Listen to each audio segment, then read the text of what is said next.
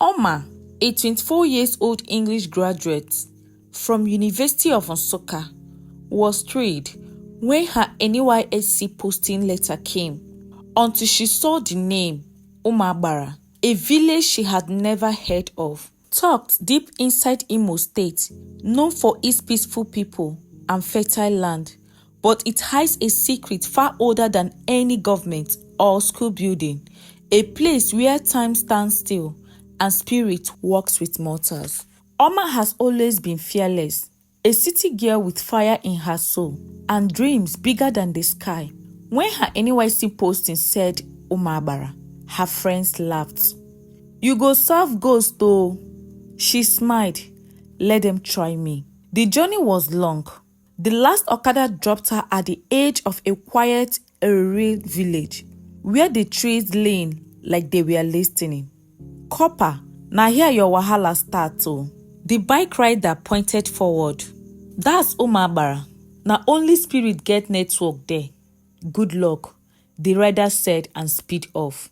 Oma laughed off the joke, but as she stepped into the village, a chill gripped her spine.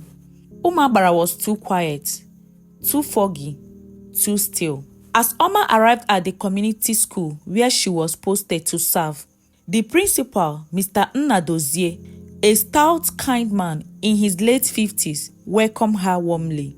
"You are the first copper we have had in 3 years," he said, handing her the keys to a small bungalow behind the school.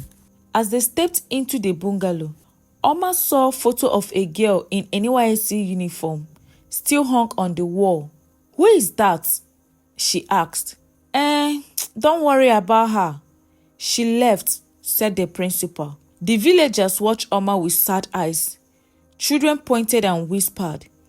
Old women muttered prayers when she passed. One evening, after teaching a brilliant English class, Oma stopped by the market at Mama Ejima's shop to buy provisions.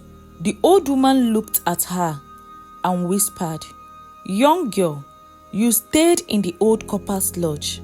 "Yes," Oma answered. "When the cock crows at midnight, cover your mirror. Do not answer if anyone calls your name from outside. And never go near the shrine tree," she told Oma. Oma chuckled and said, "Mama, all those things are superstitions." But the old woman's eyes burned with something darker than fear. "The spirits of Umu-Agbara do not forgive trespassers," Mama Ejima warned Oma. That night, Oma sat in her lodge, watching a movie on her laptop. When the light flickered, she began to hear things. It started with a footstep, then a voice. She stood up and approached. A woman's voice calling gently, "Oma, Oma." She froze. "Who is there?" she asked, but received no answer. When she looked out of the window, she saw nothing but red mist crawling over the compound like fog, and a woman in white standing near the trees watching. Suddenly, her mirror began to cloud up from inside. Oma screamed and turned away, but when she turned back, the tall pale woman in a white wrapper stood inside the mirror, eyes black like charcoal, mouth wide open. She spoke through the mirror. "You have entered our land, and we have been waiting." The mirror chattered. Oma screamed more louder and fainted. She woke up in a strange forest, trees glowing red, the ground bleeding, and shadows dancing around her. In the distance, a black hut with fireflies cycling. It hummed with dark energy. Inside the hut, the same woman from the mirror sat on a throne of bones. "You carry the mark," the woman said.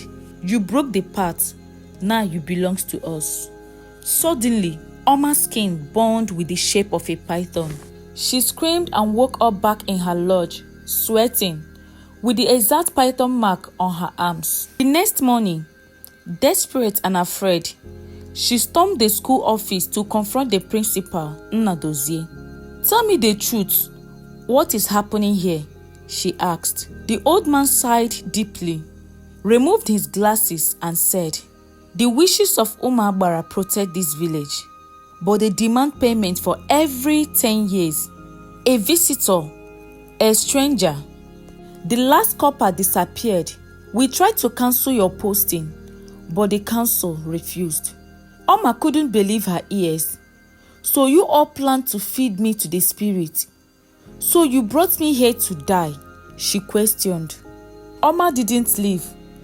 Terrified but angry, she went back to Mama Ejima, the only woman who was brave enough to speak to her.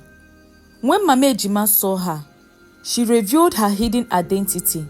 Mama Ejima was once a feared Dibia who had turned away from the spirit after her twin sister was consumed by them. "You already marked," she told Oma. Oma's voice shook. "What do I do?" she asked. Mama Ejima took her to a hidden hut behind her compound, a place filled with charms, chalk, herbs, and ancient scrolls. Together they prepared for the blood moon, the night the spirit would fully manifest.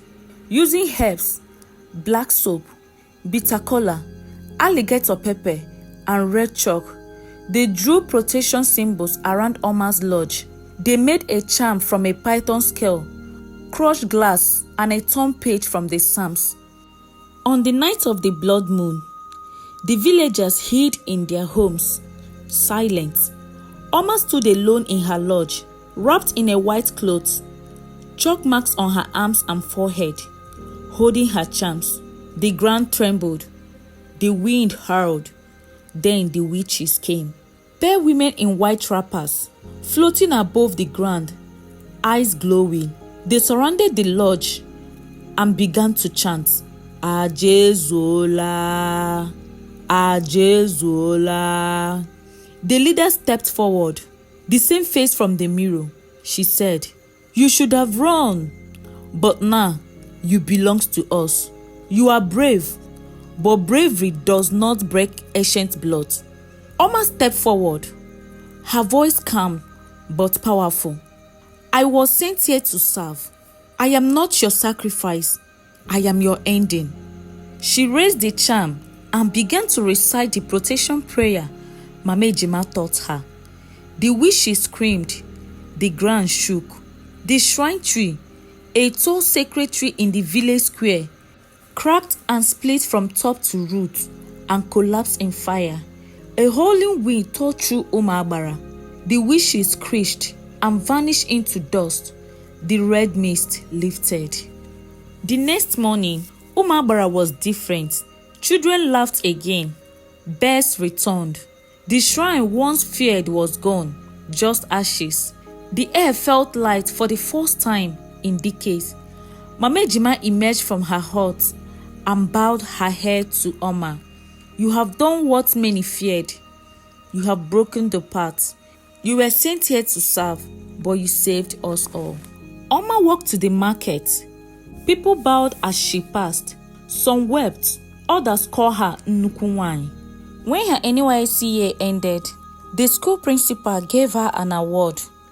"You brought light to our darkness. Never forget who you are," he said.